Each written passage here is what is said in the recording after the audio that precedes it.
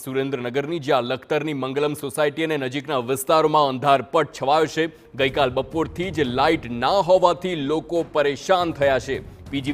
પીજીવીસીએલને રજૂઆત છતાં કોઈ નિરાકરણ નહીં। ગરમીમાં 24 કલાકથી વધુ સમયથી લાઇટ ના આવતા ભારે હાલાકી પડી રહી છે। લોકોએ તાત્કાલિક વીજળી ચાલુ કરવાની માંગ કરી છે। સાંજની 4 વાગ્યાની લાઇટ ગઈ છે, હજી સુધી આવી નથી। તો અને અમારી બાજુમાં આજે કનેક્શન આવે છે મોટર સ્કૂલમાં, ત્યાં કનેક્શન આપ્યું છે, અમારું કનેક્શન આપ્યું નથી। અમે લોકો કાલના હેરાન થઈ છીએ, કાલ જ્યારે ગરમીમાં અમારું કોણ?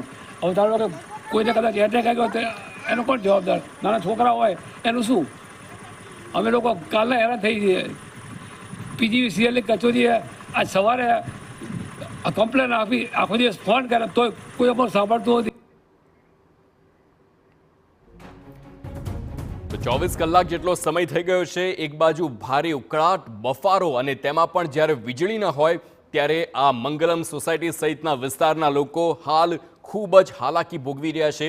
પીજીવીસીએલ કચેરીએ રજૂઆત કરી છે, તેમ છતાં વીજળીનો પ્રવાહ ચાલુ કરવામાં નથી આવ્યો અને જે પ્રમાણે અંધારપટના આ દ્રશ્યો જોઈ રહ્યા છો, સ્થાનિક લોકો ખૂબ જ પરેશાન છે।